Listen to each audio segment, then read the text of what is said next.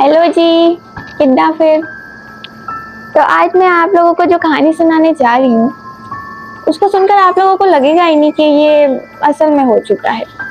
1990s में एक singer थी जिसका नाम था नोरा अल्तका।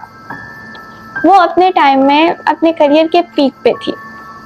वो इतनी फेमस थी कि लोग उसे दूर दूर से बुलाते थे कि वो उनके इवेंट्स में परफॉर्म करे। रात को 12 बजे नोरा को एक कॉल आती है जिसमें दूसरी तरफ एक औरत होती है। वो औरत नोरा को बोलती है कि उसकी बेटी की शादी है और वो सिर्फ तुम्हारी आवाज में गाना सुनना चाहती है।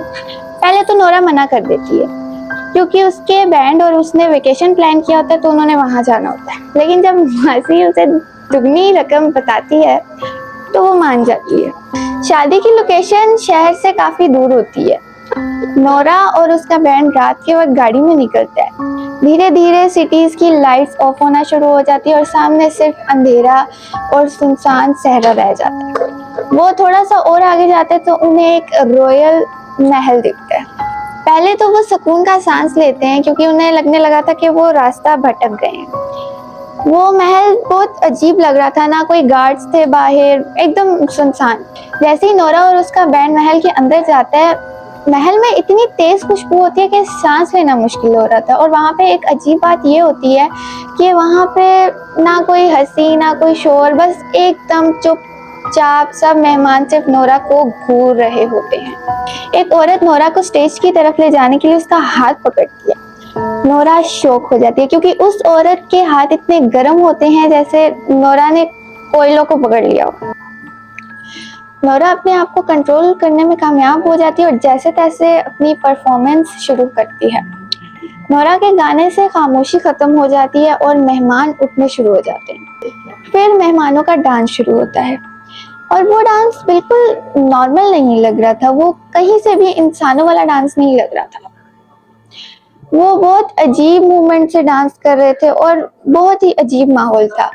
नोरा नोटिस करती है कि उसकी जो टीम मेंबर है, जो उसकी बैंड में गिटार बजाती है या जो भी इंस्ट्रूमेंट बजाती है, वो बहुत डर चुकी है। वो जो लड़की थी नोरा के बैंड में, नोरा को इशारा करती है कि सामने देखो। नोरा सामने देखती है तो एक लड़की, जो कि इंसान थी भी या नहीं थी पता नहीं, वो घूम रही होती है और बहुत तेज घूम रही होती है। और उसके घूमने की वजह से उसका फ्रॉक या लहंगा जो भी होता है वो ऊपर हो जाता है। जब नोरा उसके पाँव की तरफ देखती है तो वो शॉक हो जाती है क्योंकि उस लड़की के पाँव इंसानों की तरह नहीं बल्कि एक बकरी की तरह होते हैं। नोरा और उसका पूरा बैंड बहुत ही डरा होता है, लेकिन नोरा उन सबको कहती है कि कोई भी रिएक्शन नहीं देना वरना इनको पता चल जाएगा कि हमें पता लग चुका है। नोरा और उसका पूरा बैंड गाता रहा काफी देर। वो घंटों तक गाते रहे। अचानक पूरे हॉल की लाइट चली गई, पूरे महल की लाइट चली गई, एकदम अंधेरा।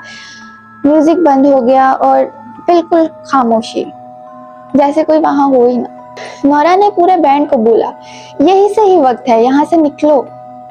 पूरा बैंड अंधेरे में जैसे तैसे उस महल से बाहर निकला।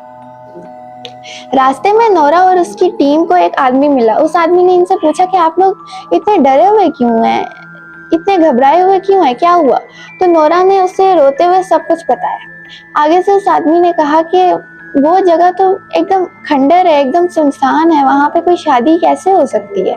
ये सुनकर नोरा और उसका पूरा बैंड हक्का बक्का रह गया। इस हादसे ने नोरा और उसकी टीम को इतना ट्रॉमेटाइज्ड कर दिया कि उन्होंने अपना सब कुछ छोड़ दिया।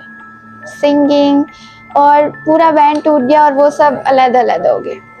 एंड पे मैं बस यही कहना चाहूंगी कि इंसान की जिंदगी में बहुत सारे ऐसे हादसा हो जाते हैं जिसकी वजह से इंसान ऐसी चीजों पे मजबूर हो जाता है कि उसको अपना सब कुछ छोड़ना पड़ जाता है।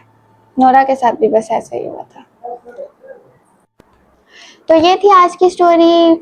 स्टे ट्यून्ड क्योंकि आगे बहुत मजेदार चीजें आने वाली हैं। Bye bye.